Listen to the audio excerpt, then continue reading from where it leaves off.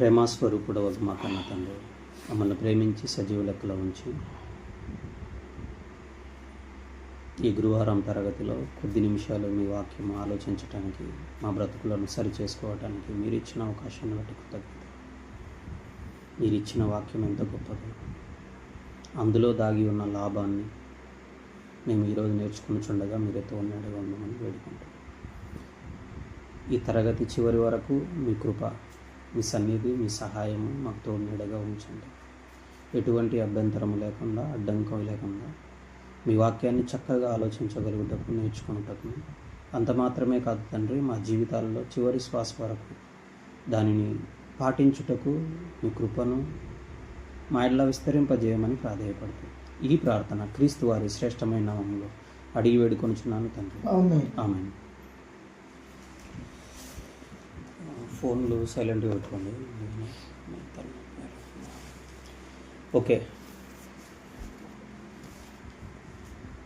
ఈ గురువారం తరగతిలో భాగంగా ఒక మంచి అంశాన్ని మనం నేర్చుకుందాం ఈరోజు కొద్ది నిమిషాలు. లోకమెరుగని లాభము, లాభ సాధనము.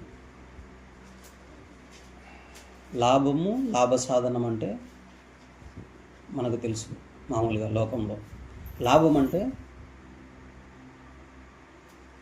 ఎక్కువగా ఏమని చెప్పుకుంటారు, ఆస్తులు, డబ్బు, బంగారు, వీటన్నిటినీ లాభము అని లోకంలో నానుడిగా చెప్పబడుతుంటుంది.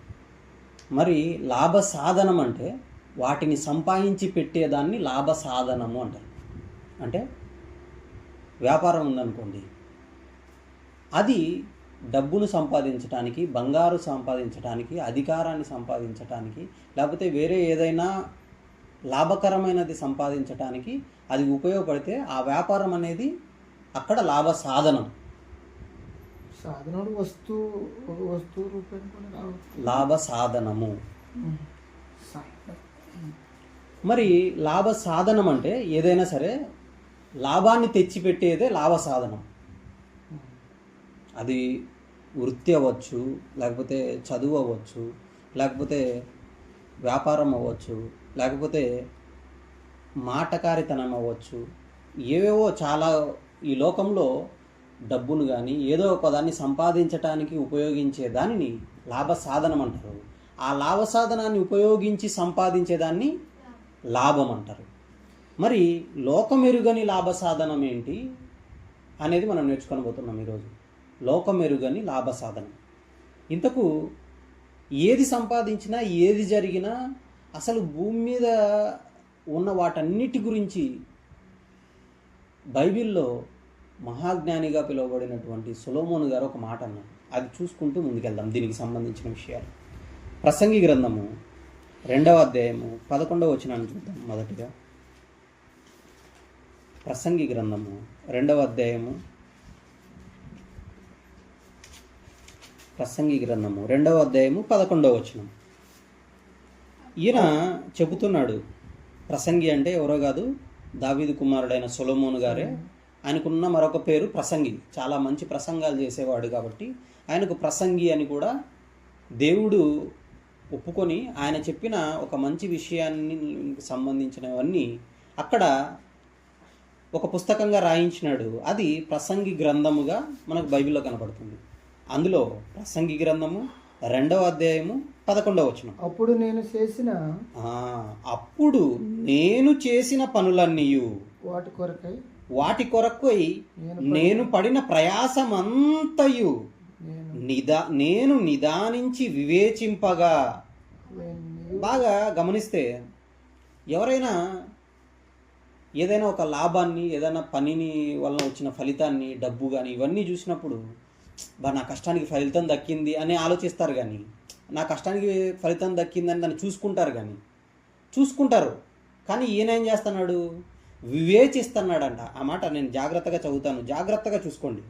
అప్పుడు నేను చేసిన పనులన్నీ, ఆయన చాలా పనులు చేశాడు. అంటే ఉద్యానవనాలు కట్టించినాడు, రకరకాల భవంతులు కట్టించినాడు, ఇల్లులు కట్టించుకున్నాడు, తోటలు వేసినాడు. అవన్నీ కాకుండా చెట్టు గురించి రాసినాడు, ప్రతి జంతువు గురించి రాసినాడు, చాలా పుస్తకాలు రాసినాడు, చాలా సామెతలు రాసినాడు, ఇవన్నీ చేసినాడు. వాటన్నిటినీ అవన్నీ చూసుకొని వాటి కొరకై నేను పడిన ప్రయాసమంతయు నేను నిదానించి వివేచింపగా అవన్నీ వ్యర్థమైనవిగాను. ఒకడు అంటే ఇంత చేసి ఆయన ఎంతగా అంటే ఈ ఆధునిక యుగంలో చెట్ల గురించి ఒక శాస్త్రం ఉంది, అదే బాటనీ అన్నారు, వృక్షశాస్త్రం అన్నారు. ఈయన చెట్ల విషయానికి వెళ్ళే లోపల ప్రతి చిన్న చెట్టు గురించి రాసినాడు. గోడలో మొలుచు హిస్సోపు మొక్క గురించి కూడా రాసినాడు అని ఉంటుంది బైబిల్లో. అలాగే దేవదారు వృక్షం చాలా పొడుగ్గా పెద్దగా ఉంటుంది, దాని గురించి కూడా రాసినాడు అంట ఆయన. అంటే ఆ చెట్టు ఎలా మొలుస్తుంది, దాని ఆకులు ఎలా ఉంటాయి, దాని పూత ఎలాగా, దాని ఫలాలు ఎలా వస్తాయి, లేకపోతే అది ఎంతకాలం బ్రతుకుతుంది ఏంటి, వీటన్నిటి గురించి రాసినాడంట ఆయన. అలాంటివన్నీ చేసిన ఆయన ఏమంటున్నాడు, ప్రయాసపడే రాసినాడు. అవన్నీ నిదానించి వివేచింపగా నేను నిదానించి వివేచింపగా అవన్నీ వ్యర్థమైనవిగాను, ఒకడు గాలికై ప్రయాసపడినట్లుగాను అగుపడెను అని కింద ఏమంటున్నాడు, సూర్యుని కింద లాభకరమైనదేదియూ లేనట్టు నాకు కనబడెను అన్నాడు. చూసారా, ఇంత చేసి మహాజ్ఞానిగా పిలువబడుతున్నాడు. రాజ్యం ఉంది ఆయనకు. 12 గోత్రాల ప్రజలు అంటే లక్షల మంది ఆయన కింద ఉన్నారు. అంటే అధికారం ఉంది. ఆయన భోజనపు బల్ల మీద ఉన్న మాంసము కానీ ఆహారం కానీ ఇంతవరకు ప్రపంచంలో ఎవరు అలాంటి భోజనాలు చెయ్యని భోజనశాల ఆయనది. అంత గొప్పగా ఆయన సుఖాన్ని అనుభవించినాడు. ఇవన్నీ ప్రయాసపడి ఇవన్నీ చేసిన వాళ్ళు ఇదంతా చూసి అదంతా తను అనుభవించి చెప్తున్న మాట ఏంటంటే, సూర్యుని కింద లాభకరమైనది ఏదియూ లేనట్టు నాకు కనబడను అన్నాడు. చూసారా, మరి ఇంకా ముందుకెళ్దాం. ఆయనే చెప్తున్న మాటలు 3వ అధ్యాయము 9వ వచనాన్ని కూడా చూద్దాం. ప్రసంగి గ్రంథం 3వ అధ్యాయం 9వ వచనం. కష్టపడిన వారికి తమ కష్టము వలన వచ్చిన లాభమేమి? కష్టపడిన వారికి తమ కష్టము వలన వచ్చిన లాభమేమి? నరులు అభ్యాసము పొందవలనని దేవుడు వారికి పెట్టి ఉన్న కష్టానుభవమును నేను చూచి తిని. ఈయన ఇంకా ఏం చూసినాడంట, దేవుడు నరులు కష్టపడుతున్నారు కదా, ఆ కష్టం ఎందుకు పెట్టాడంట, నరులు అభ్యాసము నొందవలనని దేవుడు వారికి పెట్టిన కష్టానుభవాన్ని చూసినాడంట. ఏంటది అంటే, మనులు ఉదయాన్నే లేచిపోయి సాయంత్రం వరకు పని చేసి అలసిపోయి వచ్చేస్తారు. వచ్చేసి కష్టపడి ఇంకా ఆదమరిచి నిద్రపోతారు. ఇదంతా చూస్తున్నాడు. అందరూ చేసి దానివల్ల వచ్చిన లాభాన్ని, లేకపోతే కొంత ధనాన్ని, లేకపోతే సొమ్మును, ఆహారాన్ని చూసుకొని తృప్తిగా దాన్ని చూసుకొని తినేసి కొంచెం మిగిలిందంటే సంపదను పెంచుకొని డబ్బును, ఆస్తులను, వీటన్నిటిని కొనుక్కొని సైలెంట్ అయిపోతున్నారు. కానీ ఈయన మాత్రం ఏం చేస్తున్నాడు, వివేచిస్తున్నాడు, ఆలోచిస్తున్నాడు. చూసి ఆ మాట మళ్ళీ చదివితే ఆలోచిస్తున్నాడు. కాబట్టి ఏమంటున్నాడు 9, కష్టపడిన వారికి తమ కష్టం వలన వచ్చిన లాభమేమి అన్నాడు. చూసారా, అంటే ఏంటి లాభము? తింటున్నారు, మళ్ళీ తరిగిపోతుంది. ఒకవేళ సంపాదించినారా, ఆస్తులు, బంగారు ఇవన్నీ కొంటున్నారు, మళ్ళీ దాన్ని విడిచిపెట్టి వెళ్ళిపోతున్నారు. ఇప్పటి వరకు ఎంతోమంది రాజులైన వాళ్ళు ఆయన ముందున్నది కూడా చూశాడు. బంగారు సంపాదించినారు, ఆస్తులు సంపాదించినారు, అన్నీ ఉన్నాయి, కానీ అవన్నీ ఇక్కడే ఉండిపోతున్నాయి. వాళ్ళు మాత్రం కష్టపడి సంపాదించుకున్నారు. తిండి సంపాదించుకున్నారు, తిండితో పాటు ఇంకా ఏం సంపాదించుకున్నారు, ఎక్కువగా కష్టపడి బంగారు, ఆస్తులు ఇవన్నీ సంపాదించుకుంటున్నారు. కానీ అవన్నీ అక్కడే వదిలిపెట్టిపోతున్నారు. వాళ్ళకి లాభం ఏంటి అసలు అని చెబుతూ కింద ఏమంటున్నాడంటే, ఇదంతా ఎందుకు జరుగుతుందంటే ఆయన ఆలోచించడం వల్ల ఒక విషయం అర్థమైంది. నరులు అభ్యాసము పొందవలనని దేవుడు వారికి పెట్టి ఉన్న కష్టానుభవమును నేను చూచి తినన్నాడు. అంటే ఈ కష్టానుభవాన్ని ఎందుకు పెట్టాడంట, దేవుడే పెట్టాడంట. ఎందుకు పెట్టాడంటే నరుల అభ్యాసము పొందాలి, అందుకే ఆయన కష్టానుభవాన్ని పెట్టినాడు. అంటే ఈ కష్టాన్ని చేసి ఆ లాభాన్ని చూసి మనుషులు ఆగిపోతున్నారు, అలసిపోయి నిద్రపోతున్నారు. కానీ దేవుడు పెట్టిన ఉద్దేశం ఏంటి, నరులు అభ్యాసము పొందాలి. ఆ అభ్యాసం ఏంటో ఈరోజు నేర్చుకుంటున్నాం. ఏంటి అసలు అది? ఇంకా ముందుకెళ్దాం. 5వ అధ్యాయము 16వ వచనాన్ని చూడండి. ప్రసంగి గ్రంథం 5వ అధ్యాయం 16వ వచనం. ప్రసంగి గ్రంథం 5వ అధ్యాయం 16వ వచనం. ఇక్కడ అంటున్నాడు చూడండి అసలు విషయం. అతడు ఇంకా చెప్పాలంటే 15 నుంచి చదువుదాం. వాడు ఏ ప్రకారంగా తల్లి గర్భము నుండి వచ్చెనో ఆ ప్రకారంగా తాను వచ్చినట్లుగానే దిగంబరిగానే మరలా పోవును. అంతే కదా. తల్లి గర్భంలో నుంచి బట్టలు ఉండవు, బంగారు మొలతాడు ఉండదు, వెండి మొలతాడు ఉండదు, చేతికి వాచ్ ఉండదు, లేకపోతే కాళ్ళకు పట్టీలు ఉండవు, ఏమి ఉండవు, ముక్కు పుడక ఉండదు, చెవులకు కమ్మలు ఉండవు. దిగంబరిగానే వస్తాం మనం. వచ్చిన మనము మళ్ళీ దిగంబరిగానే భూగర్భంలోకి వెళ్ళిపోతాం. తల్లి గర్భంలో వచ్చినప్పుడు దిగంబరిగానే వస్తున్నాం, భూగర్భంలోకి వెళ్ళేటప్పుడు కూడా దిగంబరిగా వెళ్తున్నాం. అందుకే కింద అంటున్నాడు చూడండి, తాను ప్రయాసపడి చేసుకొనిన దానిలో ఏదైనాను చేత పట్టుకొని పోడు. ఆయన వివేచిస్తున్నాడు. ఇంత ప్రయాసపడి ఏం చేస్తున్నాడు? ప్రయాసపడి చేసుకొనిన దానిలో, ఎన్నో చేసుకుంటారు కదా. అప్పుడున్న కాలంలో రకరకాల పాత్రలు చేసుకునేవాళ్ళు, రకరకాల వస్తువులు తయారు చేసుకునేవాళ్ళు, రకరకాల సింహాసనాలు, రాజులైన వాళ్ళు రకరకాలవన్నీ, బండ్లు, ఓడలు రకరకాలు చేసుకునేవాళ్ళు. వీటిలో ఏది కూడా ఏదైనాను చేత పట్టుకొని పోడు. అతడు వచ్చిన ప్రకారంగానే మరలా పోవును. గాలికి ప్రయాసపడి సంపాదించిన దాని వలన వానికి లాభమేమి అన్నాడు. చూసారా? అంటే ఏమి లాభం అసలు అని చెబుతూ కిందికి అన్నాడు చూడండి, ఇదియు మనస్సునకు ఆయాసకరమైనదే. తమ దినములన్నీ అతడు చీకటితో భోజనము చేయును. అతని వ్యాకులము, రోగము, అసహ్యము కలుగును. అంటే చీకటితో భోజనం ఎందుకు చేస్తున్నాడు? పగులంతా పని మీద వెళ్ళిపోయి ఎప్పుడో రాత్రి వచ్చేసి భోజనాలు చేసుకునే పరిస్థితి ఏర్పడుతుంది. అసలు ఇదంతా ఏంటి అసలు ఏం జరుగుతుంది అని ఆలోచిస్తే, ఇంతగా ఆలోచించిన ఆయన ఆలోచించుతూ ఇక ముందుకొచ్చి ఒక విషయాన్ని చెప్పాడు. ఆ విషయాన్ని చూద్దాం. ప్రసంగి గ్రంథము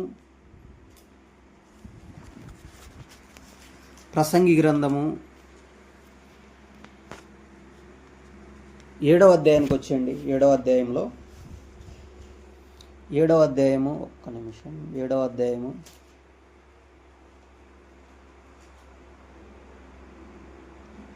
11వ వచనాన్ని చూద్దాం.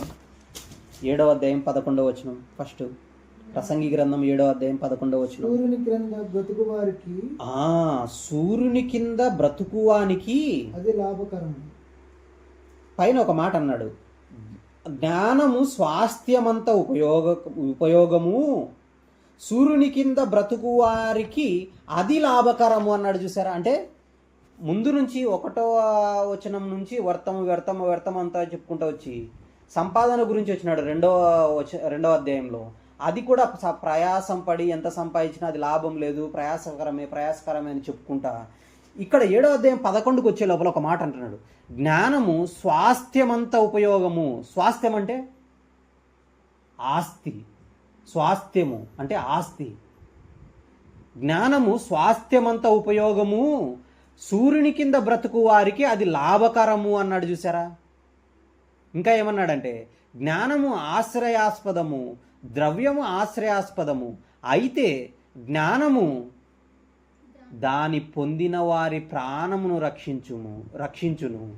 ఇదే జ్ఞానము వలన కలుగు లాభము అన్నాడు. చూసారా? అంటే అక్కరకు వచ్చేది ఆశ్రయాస్పదము, అంటే అక్కరకు వచ్చేది ఏంటంటే అక్కరకు వస్తాయి. ఒకటి జ్ఞానము, తర్వాత ద్రవ్యము.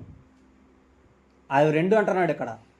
జ్ఞానము ఆశ్రయాస్పదము, ద్రవ్యము ఆశ్రయాస్పదము, అయితే జ్ఞానము దాని పొందిన వారి ప్రాణమును రక్షించును. మరి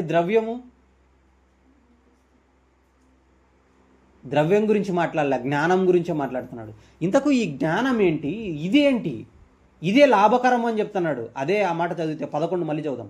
జ్ఞానము స్వాస్థ్యమంత ఉపయోగము, సూర్యుని కింద బ్రతుకు వారికి అది లాభకరము అన్నాడు. చూసారా? ఈ లోకమంతా ఏమనుకుంటుంది? సంపద, ఆస్తి ఇవే లాభకరాలు అనుకుంటుంది. ఆరోగ్యము ఇవే లాభకరం, ఇవే లాభం అనుకుంటుంది. కానీ ఇక్కడ ఒక అద్భుతమైన విషయాన్ని అంతటిని ఆలోచించి, సూర్యుని కింద జరిగే ప్రతి దాన్ని ఆలోచించి ఫైనల్గా ఈయన లాభాన్ని గురించి ఒకటి కంక్లూజన్ ఇస్తున్నాడు. ఏంటంటే, జ్ఞానము స్వాస్థ్యమంత ఉపయోగము, సూర్యుని కింద బ్రతుకు వారికి అది లాభకరము. ఎలా లాభకరము, ఏంటి లాభకరము, దాన్ని మనం పొందాలంటే మనం ఏం చేయాలి, అది మన ప్రశ్న. ఇప్పుడు జ్ఞానము ఆశ్రయాస్పదమే, ద్రవ్యము ఆశ్రయాస్పదమే, కానీ ప్రాణాన్ని రక్షించేది మాత్రం జ్ఞానమే అంటున్నాడు. మరి ద్రవ్యము ప్రాణాన్ని రక్షిస్తుందంటే రక్షించలేదు. ఎలా చెప్పచ్చు? కరోనా టైంలో చాలామంది ఏమనుకుంటారు తెలుసా, డబ్బు ఉంటే డబ్బు ఖర్చు పెట్టేసి ఎంత ఖరీదైన మందునైనా మేము వేసుకొని ప్రాణాన్ని నిలబెట్టుకోవచ్చు అనుకుంటారు. కరోనా టైంకి వచ్చే లోపల కట్టల డబ్బు తీసుకెళ్ళి హాస్పిటల్లో ఇసిరేసినా కూడా ఆక్సిజన్ సిలిండర్లు దొరక్క చనిపోయిన వాళ్ళు చాలామంది ఉన్నారు. ప్రపంచంలోనే అత్యంత ధనికుడిగా పిలువబడిన ఒక ఆయన ఎవరు? యాపిల్ సృష్టికర్త. యాపిల్ అనే ఒక సంస్థను స్థాపించిన ఆయన స్టీవ్ జాబ్స్ అని. కొన్ని లక్షల కోట్లు సంపాదించినాడు ఆయన. కానీ చివరి గడియలకు వచ్చే లోపల తనకు వచ్చిన రోగాన్ని బాగు చేసుకోలేక ప్రాణాన్ని విడిచిపోయినాడు. ఇప్పుడు అది మనసులో పెట్టుకొని చూస్తే అక్కడ కనపడుతుంది, జ్ఞానము ఆశ్రయాస్పదము, ద్రవ్యము ఆశ్రయాస్పదము. ఏ విధంగా? అతన్ని తీసుకుని పోయి మంచి ఖరీదైన హాస్పిటల్లో జాయిన్ చేశారు, ఎంతైనా డబ్బు కడతామని చెప్పి. కొంతవరకు పనిచేసింది, కానీ అసలు విషయం కింద చెప్తున్నాడు ఏంటి? అయితే జ్ఞానము దాని పొందిన వారి ప్రాణమును రక్షించును, ఇదే జ్ఞానము వలన కలుగు లాభము అంటున్నాడు. మరి జ్ఞానం వలన పొందే లాభం ఏంటి, అది ప్రాణాన్ని ఎలా రక్షిస్తుంది ఏంటి అన్న విషయం మనకు తెలియాలంటే, మరి సంపాదించిందంతా ఏమైపోతుంది? ఇది కంక్లూజన్ చేసుకొని జ్ఞానము ప్రాణాన్ని ఎలా రక్షిస్తుంది, ఎలా లాభకరమో మనం చూద్దాం. అది తెలియటానికి సామెతల గ్రంథంలోనే ఈయన ఒక విషయాన్ని చెప్పాడు. 28వ అధ్యాయము సామెతల గ్రంథము 8వ వచనాన్ని చూద్దాం. సామెతల గ్రంథము 28వ అధ్యాయము 8వ వచనం. ఈ మాట చాలా జాగ్రత్తగా రాసుకోవాలి, అండర్లైన్ చేసుకోవాలి మనం. ఎందుకంటే ఇక్కడ విషయం చెప్తున్నాడు. సామెతల గ్రంథం 28:8, వడ్డీ చేతను దుర్లాభము చేతను ఆస్తిని పెంచుకొనివాడు.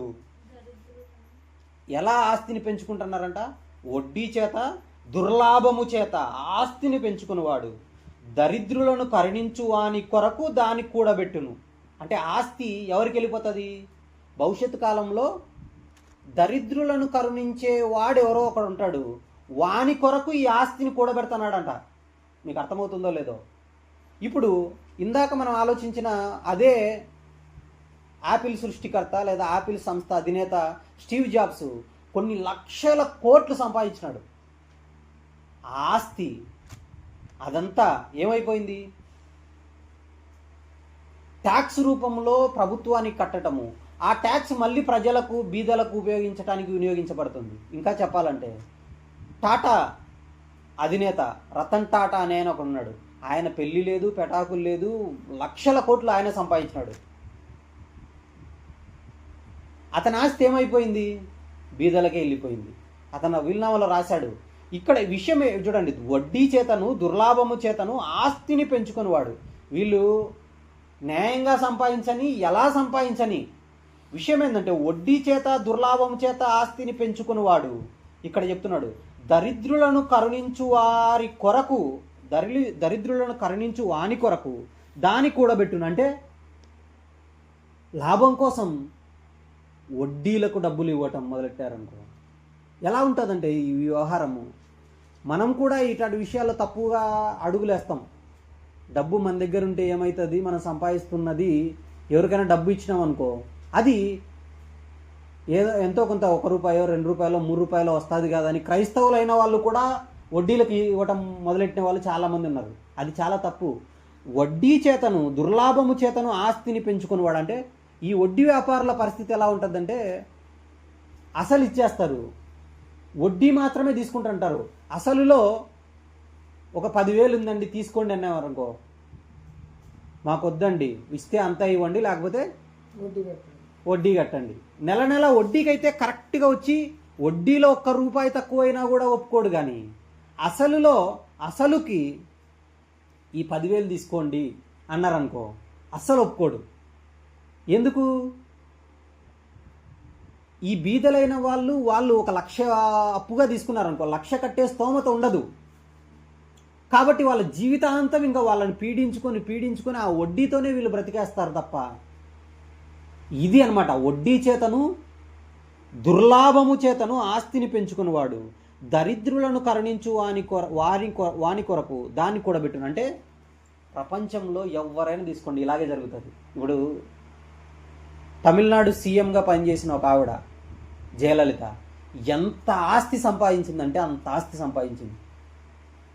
365 రోజులకు 365 రకాల పట్టు చీరలు, 365 రకాల చెప్పులు, 365 రకరకాల నగలు, లారీ కంటైనర్ల నిండా ఆభరణాలు, ఇవన్నీ ఉన్నాయంట ఆమె దగ్గర.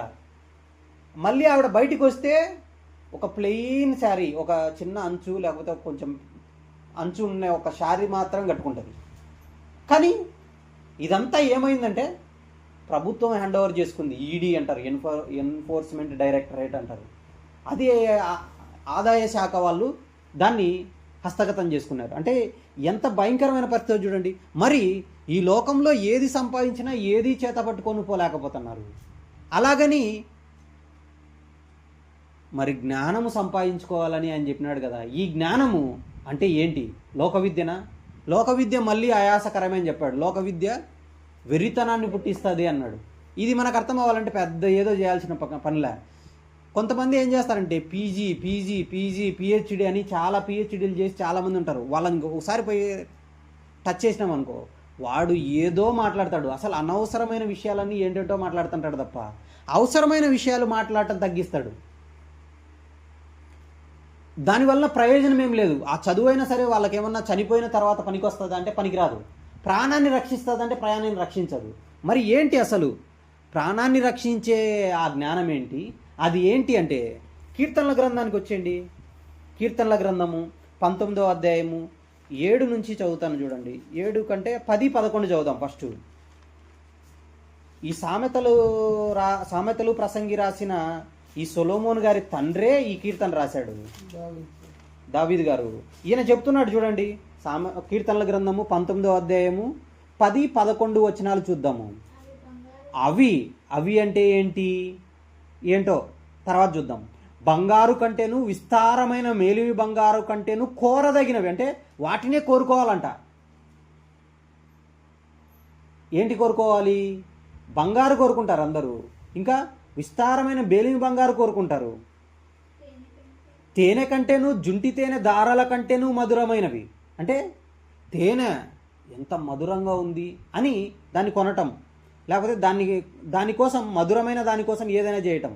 అయితే కింద చెప్తున్నాడు వాటి వలన, అంటే వేటి వలన, కొన్ని విషయాల గురించి చెప్తున్నాడు. వాటి వలన నీ సేవకుడు హెచ్చరిక నొందును, వాటిని గైకొనుట వలన గొప్ప లాభము కలుగును అన్నాడు. చూసారా? ఏంటా లాభం? వేటి వలన జరుగుతుంది అన్నది మనకు తెలియాలంటే 7వ వచనం నుంచి 9వ వచనం వరకు మధ్యలో ఉన్న విషయాలు నేను చదువుతూ వెళ్తాను చూడండి. యెహోవా నియమించిన, కీర్తనల గ్రంథం 19వ అధ్యాయము 7వ వచనం, యెహోవా నియమించిన ధర్మశాస్త్రము యథార్థమైనది, అది ప్రాణమును తెప్పరిల్లజేయును అన్నాడు. అంటే ప్రాణాన్ని తెప్పరిల్ల చేస్తుందంట. అంటే పోతున్న ప్రాణము, ఆ ప్రాణం నిలబెట్టడానికి ఒక గుక్కడి నీళ్ళు ఇస్తే తెప్పరిల్లి బ్రతికాడు అంటారు చూడండి. అలాగా దేవుని ధర్మశాస్త్రం అంట ప్రాణాన్ని తెప్పరిల్ల చేస్తుందంట. ప్రాణాన్ని రక్షించుకోవటం ఎలాగో ఇక్కడ దానికి answer, Bible answer to the Bible అన్నట్టుగా ఇక్కడ విషయాన్ని చెప్తున్నాడు. ధర్మశాస్త్రము యథార్థమైనది, అది ప్రాణమును తెప్పరిల్లజేయును. కింద అన్నాడు చూసారా? యెహోవా శాసనము నమ్మతగినది, అది బుద్ధిహీనులకు జ్ఞానము పుట్టించును అన్నాడు. చూసారా? అంటే శాసనము జ్ఞానాన్ని పుట్టిస్తుంది. యెహోవా ఉపదేశములు నిర్దోషమైనవి, అవి హృదయమును సంతోషపరచును. ఇంకా యెహోవా ఏర్పరిచిన ధర్మము నిర్మలమైనది, అది కన్నులకు వెలుగిచ్చును. ఇంకా యెహోవా యందైన భయము పవిత్రమైనది, అది నిత్యము నిలుచును. ఇంకా కింద యెహోవా న్యాయవిధులు సత్యమైనవి, అవి కేవలము న్యాయమైనవి, అవి బంగారు కంటెను, విస్తారమైన బేలివి బంగారు కంటెను కోరదగినవి. వాటి వలన సేవకుడు హెచ్చరికను అందుతాడు, వాటిని గైకొనుట వలన గొప్ప లాభం కలుగుతుంది. వేటిని వలన? ధర్మశాస్త్రం వలన, ఆయన శాసనం వలన, ఆయన ఉపదేశాల వలన, ఆయన ధర్మం వలన, ఆయన ఎందైన భయం వలన, ఆయన న్యాయవిధుల వలన ఇదంతా జరుగుతుంది. వీటి వలనే ప్రాణం తెప్పరిల్లుతుంది, వాటి వలననే ప్రాణం రక్షింపబడుతుంది అన్నట్లుగా మనకు కనపడుతుంది. మరి ఇది ఎలా జరుగుతుందండి అని మనం అనుకుంటే, ఇది రావాలంటే ఊరికే వచ్చేది కాదు. ఎలా వస్తుందంటే, సామెతల గ్రంథానికి వెళ్ళిపోదాం. మళ్ళా చూడండి, సామెతల గ్రంథము 4వ అధ్యాయము. నిజంగానే దీనికి లింక్ ఎంత బాగుంటుంది చూడండి.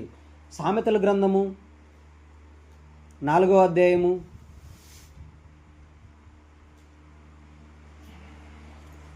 5వ వచనము చదువుదాము, అలాగే 7వ వచనం కూడా చదువుదాము. జ్ఞానము సంపాదించుకొనుము, బుద్ధిని సంపాదించుకొనుము అంటున్నాడు. అంటే ఇవి సంపాదించుకుంటే వచ్చేవి. మనకేమర్థమవుతుంది? ఒక 10 తులాల బంగారు ఎలా వస్తుంది? సంపాదించుకుంటే వస్తుంది అని మనం అనుకుంటాం. అలాగే 1,00,000 రూపాయలు ఎలా వస్తుంది? నేను కష్టపడి పని చేస్తే వస్తుంది, సంపాదించుకుంటే వచ్చేదని మనం అనుకుంటాం. కానీ మనుషులకు తెలియని విషయం ఏంటో తెలుసా? జ్ఞానము కూడా సంపాదించుకుంటే వచ్చేది. ఎలా సంపాదించుకోవాలి అండి అని అంటే 7వ వచనంలో చెప్తున్నాడు చూడండి. 7వ వచనము, జ్ఞానము సంపాదించుకొనుటయే జ్ఞానమునకు ముఖ్యాంశము, నీ సంపాదన అంతయు ఇచ్చి బుద్ధి సంపాదించుకొను అంటున్నాడు. చూసారా? అంటే మన సంపాదన ఏదైతే ఉందో అదంతా ఇచ్చేసి దాన్ని సంపాదించుకోవాలి. మన దగ్గర ఉన్న విలువైనది ఏంటో తెలుసా? కాలము. మన దగ్గర ఉన్న విలువైనది ఏంటో తెలుసా? మన శరీరము. మన దగ్గర ఉన్న విలువైనది ఏంటో తెలుసా? మన శక్తి, మన అవయవాలు, మన ఆలోచనలు. ఇవన్నీ దాన్ని సంపాదించుకోవటానికి మనం వెచ్చించాలి. ఎలాగా? కాలాన్ని ఎలా వెచ్చించాలి? కాలం ఎందుకు విలువైనది తెలుసా?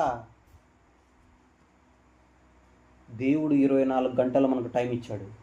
టైం ఇచ్చినప్పుడు ఆ 24 గంటల్లో నువ్వు తర్వాత ఏది సంపాదించుకోవాలన్నా, నేను తర్వాత ఏది సంపాదించుకోవాలన్నా మనకు ఉండాల్సిందేంటి? కాలం ఉండాలి. కాలం లేకపోతే మనం ఏది సంపాదించుకోలేము. అందుకే ఈ కాలాన్ని వెచ్చించి జ్ఞానాన్ని సంపాదించుకోవడం మొదలెట్టాలి. అంటే ఈ జ్ఞానం రావటానికి మనం ఏం చేయాలి? కాలాన్ని వెచ్చించాలి. ఎలాగా? ఎక్కువగా ఇందాక మనం చదివామే ఏంటి? ఈ ధర్మశాస్త్రాన్ని చదవాలి, ఆయన శాసనాలు గాయకోవాలి, ఆయన శాసనాలను చదవాలి, ఆయన న్యాయవిధులు తెలుసుకోవాలి, ఆయన ఉపయోగించిన ఈ ఉన్నతమైన విషయాలను ఏవైతే రాశాడో వాటిని భక్తులు ఎలాగైతే పాటించారో అందులో ఉన్న జ్ఞానం ఏంటో మనం తెలుసుకోవటానికి ఎక్కువ సమయాన్ని, అది చదవటానికి కాలాన్ని వెచ్చించాలి. ఇంకా సంపాదన అంతా ఇచ్చి జ్ఞానం సంపాదించుకో అన్నాడు. ఏదైనా మన సొంతం అవ్వాలంటే మనం ఏం చేస్తాం? ఇప్పుడు పక్కన ఒక పొలం ఉంది, కొండయ్య గారి పొలం ఉంది. ఆ పొలం మన సొంతం కావాలంటే మనం ఏం చేయాలా? మన డబ్బు ఇస్తేనే, ఆయన చెప్పినంత డబ్బు ఆయనకిస్తే, అప్పుడు ఆ గడువులోగా ఇస్తే ఆయన దాన్ని మన పరం చేసి మనకు రాసిస్తాడు. అప్పుడు అది మన పేరున వస్తుంది. మనకు కర్తలవుతాం, దానికి మనకు ఆ ఆస్తికి కర్తలవుతాం, ఆ పొలానికి మన కర్తలవుతాం, ఆ భూమికి మనం కర్తలవుతాం. ఎప్పుడు? మన డబ్బు ఇచ్చినప్పుడు. అలాగే మన సంపాదనలో, అంటే దేవుడిచ్చిన ఆరోగ్యాన్ని, దేవుడిచ్చిన కాలాన్ని ఉపయోగించి మనం సంపాదిస్తున్నామే డబ్బు. ఈ డబ్బును దేవుని జ్ఞానాన్ని కొనటానికి ఉపయోగించినప్పుడే ఆ జ్ఞానము మన సొంతమవుతుంది. ఇది కూడా ఒక పాయింట్. ఇంకా కింద నీ సంపాదన అంతయు ఇచ్చి జ్ఞానం సంపాదించుకోనమన్నాడు. అంటే ఇప్పుడు ఇక్కడ స్థలం కొనాలంటే ఒక రేటు ఉంటుంది. అదే నర్సాపురంలోకి వెళ్ళి స్థలం కొనాలంటే దాని రేటు ఎక్కువ ఉంటుంది. విజయవాడలో వెళ్ళి కొనాలంటే దాని రేటు ఎక్కువ ఉంటుంది. అమెరికాలో పలానా పెద్ద సిటీలో కొనాలంటే దాని రేటు ఇంకా ఎక్కువ. మరి పరలోకములో స్థలమో పరలోక సంబంధమైన జ్ఞానమో కొనాలంటే చాలా రేటు. ఉదాహరణ, ఎల్కేజీ చదివేతున్నాం అనుకో, ఎల్కేజీకి ఫీజు తక్కువ ఉంటుంది. అదే ఐఏఎస్ చదవాలంటే, ఏదైనా పెద్ద చదువు చదవటానికి ఫీజు ఎంత ఉంటుంది? ఎల్కేజీ ఉన్నంత ఉండదు. అలాగే జ్ఞానము కూడా మనం వశం అవ్వాలంటే, లోక జ్ఞానం నాశనం అయిపోయే జ్ఞానాన్ని సంపాదించుకోవడానికే లక్షలు వేలకు వేలు డొనేషన్లు కడుతున్నప్పుడు, మరి మన ప్రాణాన్ని రక్షించే ఒక జ్ఞానం ఉంది. ఆ జ్ఞానాన్ని సంపాదించుకోవాలంటే నీ సంపాదన అంతా ఇవ్వాలి నాయన అన్న విషయం సామెతల గ్రంథంలోనే చెప్పాడు ఆయన. అది కూడా మనము ఆలోచించుకోవాలి. ఇక ఇది అర్థమైన పౌలు గారు ఏం చేశారో చివరిగా ఒక వచనాన్ని చూసుకొని ముగించుకుందాం. తర్వాత లాభ సాధనం, దాన్ని సాధనం చేయడానికి ఎలాగనేది తర్వాత క్లాస్లో నేర్చుకుందాం. ఫిలిప్పీ పత్రిక వచ్చేయండి. ఫిలిప్పీ పత్రిక 3వ అధ్యాయము. ఫిలిప్పీ పత్రిక 3వ అధ్యాయము 7వ వచనాన్ని చూద్దాం. నిజంగానే ఇది వాళ్ళకి అర్థమైపోయింది, భక్తులకు అర్థమైంది, ముఖ్యంగా పౌలు గారికి అర్థమైపోయింది. ఆ మాట చూస్తే ఫిలిప్పీ పత్రిక 3వ అధ్యాయము 7వ వచనాన్ని చూడండి. అయినను ఏంటి అపోస్తులైన పౌలు గారు ఫిలిప్పీలకు రాసిన పత్రిక 3వ అధ్యాయము 7వ వచనము, అయినను ఏవేవి నాకు లాభకరములై ఉండెనో వాటిని క్రీస్తు నిమిత్తము నష్టముగా ఎంచుకొంటిని అన్నాడు. ఇది అర్థం కాదు మనకు. భూలోకంలో ఆయనకు లాభకరంగా ఏవే ఉన్నాయి? గుర్రాల మీద తిరిగేవాడు, అధికారం ఉంది, డబ్బుంది, కోరినది తినగలిగినంత కెపాసిటీ ఉంది. అధికారం అంటే అంత గొప్ప అధికారాన్ని పొందినాడు ఆయన.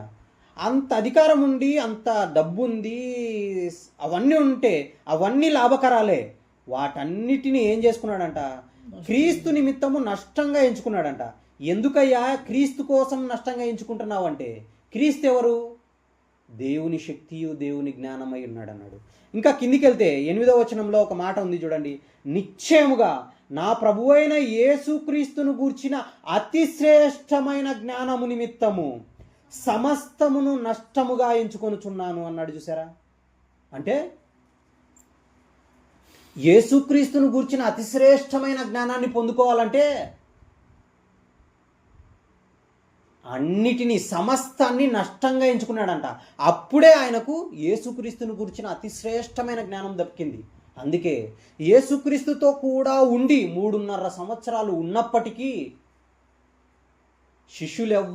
శిష్యులలో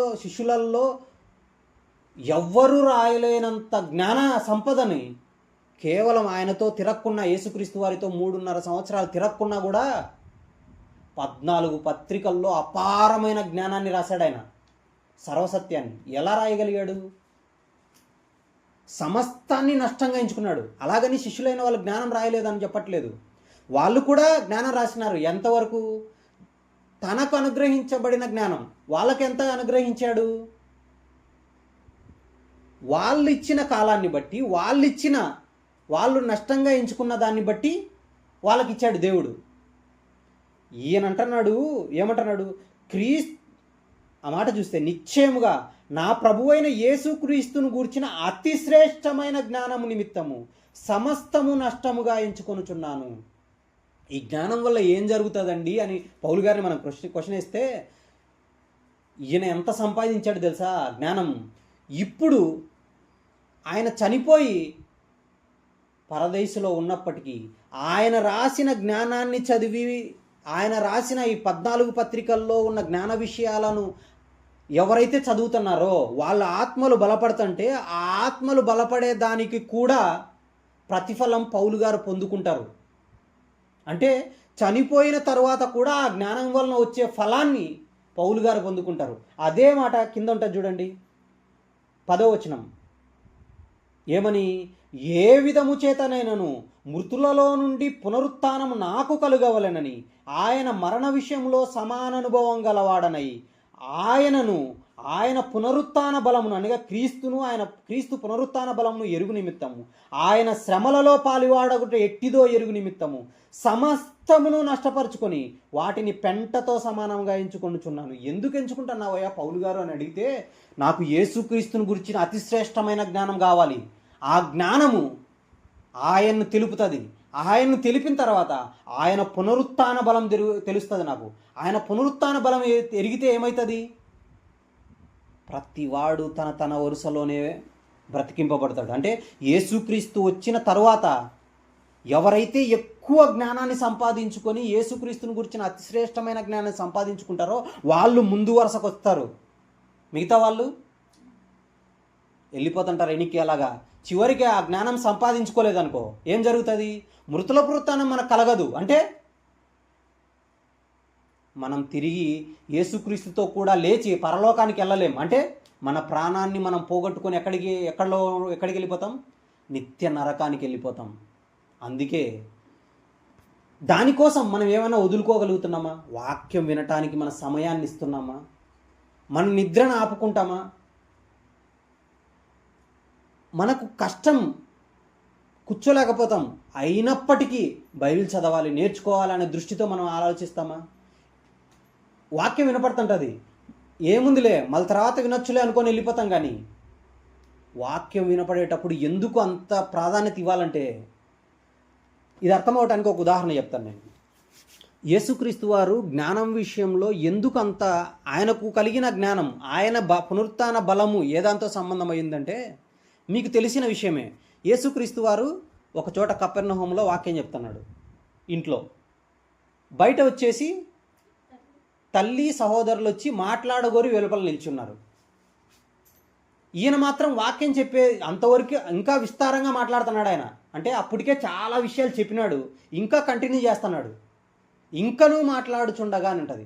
అప్పుడు ఈయన మాట్లాడుతున్నాడు, ఇంకా మాట్లాడుతూనే ఉన్నాడు. వినే వాళ్ళలో ఒకడికి ఏమనిపించింది? ఈయన తల్లి తమ్ముళ్ళు వచ్చేసినారే, ఈయన ఇంకా చెప్తున్నాడు, తెలియదేమో అనుకొని వచ్చి నీ తల్లి నీ సహోదరులు మాట్లాడుకోరు వెలుపల నిల్చున్నారనే లోపల ఆయన అన్నాడు, ఎవరు నా తల్లి అన్నాడు. ఈ మాట ప్రాక్టికల్గా ఆలోచిస్తే ఏమని అర్థం?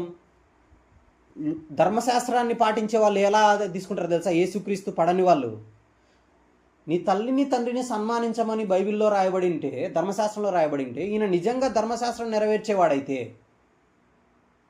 మరి తల్లి వచ్చి అంతసేపు బయట నించొని మాట్లాడాలని వెయిట్ చేస్తుంటే, కన్యక అయిన ఈమె ఎన్నో శ్రమలు పడి, ఎంతో అవమానాలు, ఎంతో నిందలు, ఆఖరికి భర్తగా రావాల్సిన ఆయన కూడా వదిలేయాలని అనుకుంటున్నప్పుడు తెగించి సమాజాన్ని పక్కన పెట్టేసి యేసుక్రీస్తు వారిని ఈ భూమి మీదకి పెట్టడానికి గర్భాన్నే ఇచ్చి అన్ని నెలలు అంత కాలము ఆయన పెంచి పోషించిందే, పాలిచ్చిందే. అలాంటి తల్లిని బయట నించోబెట్టి ఈయన పెద్ద వాక్యం చెప్తున్నాడు చూడు. వాక్యం తర్వాత ఇంతవరకు చెప్పినాడు కదా గంట సేపు, ఇంకా చెప్పాలనా అని మనం అనుకుంటాం. కానీ అక్కడే మన వరుస ముందా వెనక అనేది క్లారిటీ అయిపోతుంది. ఇప్పుడు యేసుక్రీస్తు వారు ప్రథమ ఫలం. ఆయన ఎందుకు ప్రథమ ఫలమైనాడు తెలుసా? ఆఖరికి మీకు తెలుసు చాలా సందర్భాలు, సమరయ స్త్రీ వచ్చి దాహానికి నీళ్ళు అడిగితే దాహం కూడా తీర్చుకోకుండా వాక్యం చెప్పడం ఏంటి? శిష్యులు వచ్చి భోజనం తినమని బతిమలాడి వేడుకుంటున్నారు. ఆ తర్వాత నాయన మీకు తెలియని ఆహారం నా దగ్గర ఉంది అని చెప్పేసి వాళ్ళకు వాక్యం బోధించడం ఏంటి? అంటే ఇలాంటి విషయాల్లో ఆయన తన శరీరాన్ని నియంత్రించుకొని ముందున్నాడు కాబట్టి మృతుల పునరుత్థానంలో ముందెళ్ళిపోయాడు. ఈ విషయాలన్నీ పౌలు గారికి అర్థమైపోయినాయి. అందుకే సమస్తాన్ని నష్టంగా ఎంచుకుంటున్నాడు, సమస్తాన్ని పెంటగా ఎంచుకుంటున్నాడు. ఎందుకు? యేసుక్రీస్తుని గూర్చిన అతిశ్రేష్టమైన జ్ఞానము నాకు రావాలి. నేను కూడా ఆయనను, ఆయన పునరుత్థాన బలాన్ని ఎరగాలి. ఎలాగా? అందరితో పాటు లేవటం కాదు. యేసుక్రీస్తు వచ్చిన వెంటనే పునరుత్థానంలో ప్రతివాడు తన వరుసలోనే బ్రతికింపబడుననే మాట కూడా పౌలు గారే రాసినాడు. మిగతా వాళ్ళు ఎవరు రాయలే వరుస గురించి. ఎందుకు? ఆయన అందుకున్నాడు ఆ స్థాయిని. ఎందుకు? వాక్యం కోసం, వాక్యం చెప్పడం కోసం, వాక్యం నేర్చుకోవడం కోసం, వాక్యం కోసం ఆయన మొత్తం అన్నిటినీ వదిలేస్తాడు. ఆఖరికి నిద్రను పక్కన పెడతాడు. ఆహారం ఆకలి అవుతున్నా కూడా దాన్ని పక్కనెట్టి వాక్యాన్ని ఆలోచిస్తాడు. పోనీ ఏం జరుగుతున్నా, అనారోగ్యం ఉన్నా, కష్టాలు వచ్చినా, నిందలు వచ్చినా, అవమానాలు వచ్చినా వెంటనే ఈయన ఎక్కడికి వెళ్తాడు తెలుసా? వాక్యంలోకి వెళ్ళిపోతాడు. వాక్యంలో ఏదైనా నాకు నేర్పుతాడని వెళ్ళిపోతాడు. అందుకే ఆయన పునరుత్థానం కూడా వరుస ప్రకారం జరుగుతుంది, ప్రతివాడు తన వరుసలోనే బ్రతికింపబడును అన్న విషయాన్ని చెప్పాడు. ఇప్పుడు మనకు అర్థమైంది చూసారా? ఏమని?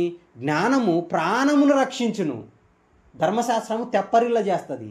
ఈ ధర్మశాస్త్రము నుంచి యేసుక్రీస్తును గురించిన అతి శ్రేష్టమైన జ్ఞానాన్ని పొందుకున్నామంటే పునరుత్థానములో ఆ వరుసలోకి వెళ్ళిపోతాం, మనం ముందు స్థానంలోకి వెళ్ళిపోతాం. అందుకే ఎప్పుడు మళ్ళీ మన జీవితాల్లో చివరి శ్వాస వరకు ఏముండాలి తెలుసా?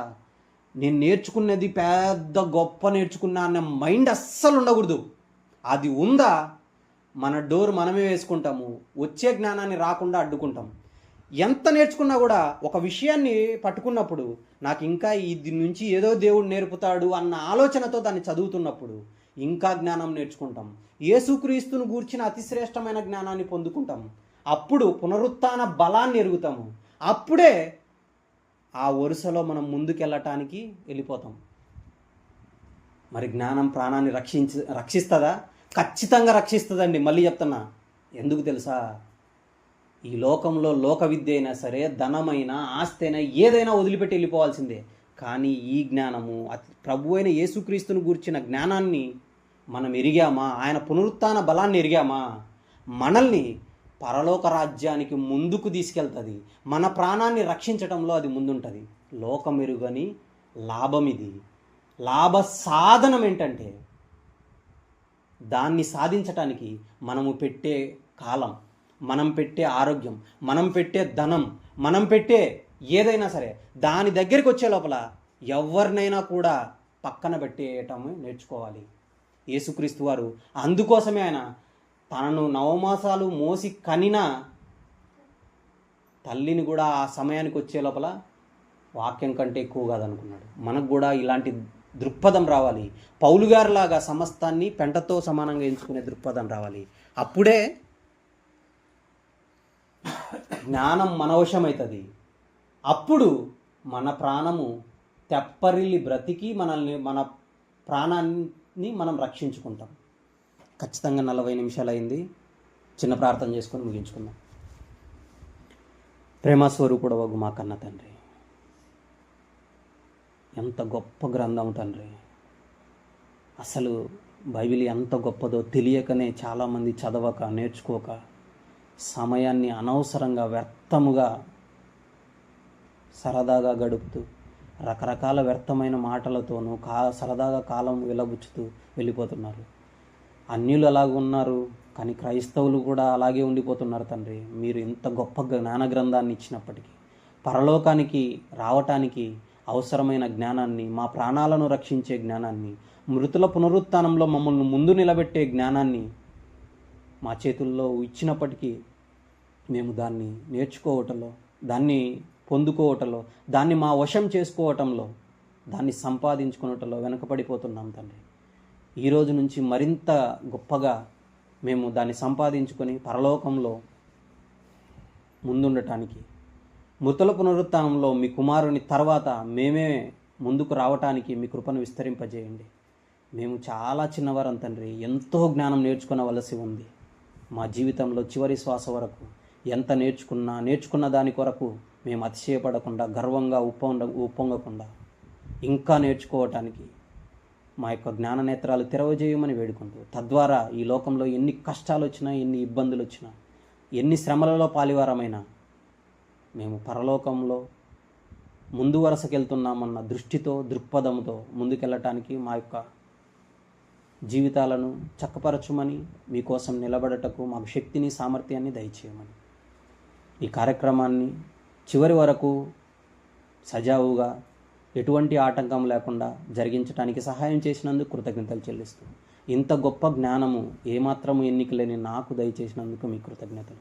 దీన్ని ఇంతటితోనే ఆగకుండా ప్రపంచంలో అనేకులకు, ముఖ్యంగా బైబిల్ కలిగిన క్రైస్తవులందరికీ తెలియజేసి, ఈ జ్ఞానం వలన ప్రాణాన్ని రక్షించుకునే విధానం వారికి తెలుసుకొని తమ ప్రాణాలు రక్షించుకునే భాగ్యాన్ని తెలుపుటకు నాకును మీ కృపను విస్తరింపజేయవలసిందిగా ప్రాధేయపడుతూ ఈ ప్రార్థన క్రీస్తు వారి శ్రేష్టమైన నామంలో అడిగి వేడుకొంచున్నాను తండ్రి. ఆమేన్. అందరికీ వందనాలు. సెలవు.